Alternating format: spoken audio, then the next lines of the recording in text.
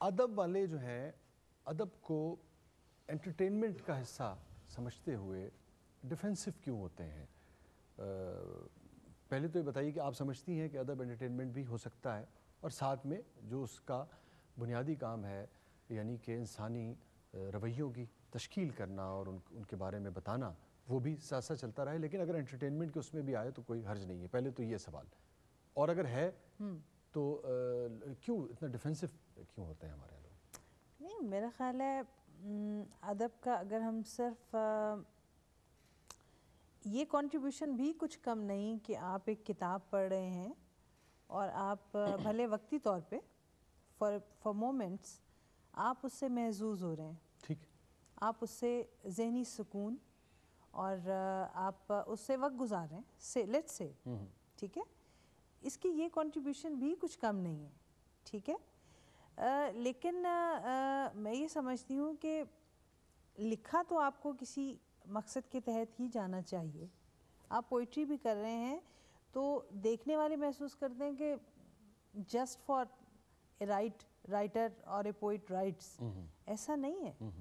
اس کو ایک پوری جو ہے ایک محسوسات کی ایک جو دنیا ہے اس کو اپنے گرد بننا پڑتا ہے، پہلے اس سے گزرنا پڑتا ہے، اس کو سہنا پڑتا ہے. ایک آگ کا دریا ہے، اگر میں یہ سمجھتی ہوں اگر آپ بیتی نہیں بھی ہے، آپ ایک جگ بیتی لکھ رہے ہیں، آپ ایک سنی سنائی بات کو ایکسپلین کر رہے ہیں، جو موسٹلی وی ڈو، ہم رائٹر سٹوریز، کہانیاں، ناول، ڈرامہ ہم لکھتے ہیں، لیکن سٹل اس میں جو ہے رائٹر جو ہے اس کا رول بڑا مشکل رول ہوتا ہے.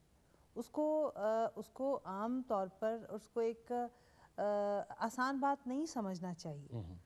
اب جو ہم نے لکھ لیا وہ پڑھنے والا جو ہے اس کو کیسے استعمال کرنا چاہتا ہے یہ اس کی ثوابدید پہ ہے. کیا وہ ایک کتاب کو فقط رات سرہانے رکھ کر سونا چاہتا ہے، فقط اس کو ٹرین میں جاتے ہوئے پڑھنا چاہتا ہے، اس کو کسی پارک میں جا کے لوگ واک کر رہے ہیں لیکن ہی لائکس ٹو ریڈ، وہ وہاں کتاب لے کے بیٹھا ہوا ہے، ٹھیک ہے. اب میں یہ نہیں کہتی کہ ہم سب اقبال بن سکتے ہیں، ہم سب غالب بن سکتے ہیں، ہم سب جو ہے کوئی مقصدیت، کوئی بہت بڑا کارنامہ ہم انجام دینے جا رہے ہیں. یہ لکھتے ہوئے ایک رائٹر کا لوگوں کو محسوس کرنا بھی کچھ یہ بھی ثواب ہے. میں یہ نہیں سمجھتی ہوں یہ بھی کار ثواب ہے اور اس کو ہم رد نہیں کر سکتے. ٹھیک، اس ہنڈیا میں آپ کا تجربہ اور آپ کی کیا رائے ہے؟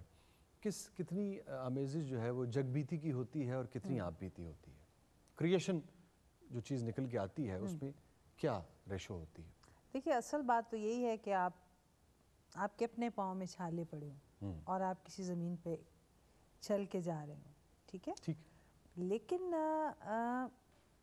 رائٹر تو میں سمجھتی ہوں وہی ہے جس کے پاس آنکھ ہے، ٹھیک ہے. آپ کے ارد گرد جو بھی کچھ ہو رہا ہے، آپ کی دنیا میں، آپ کی سوسائٹی میں، آپ کے گھر میں، آپ کے گرد و پیش میں، آپ اس کو جب دیکھتے ہیں تو سچی بات ہے مجھے تکلیف ویسی ہوتی ہے کہ یہ جو ایک معصوم غریب گدھے کو بھی جب لاد کے اس پہ ظلم ہو رہا ہوتا ہے تو I just feel it. شاید لوگ بڑے سینسٹیو ہوتے ہیں، اور یہ بڑا مشکل ہے، ایسے لوگوں کو جینا بڑا مشکل ہے، زندگی ان کے لیے مشکل ہے.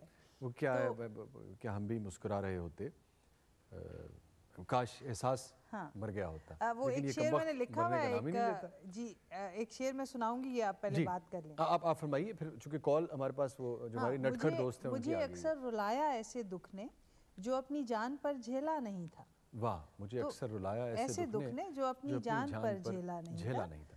جی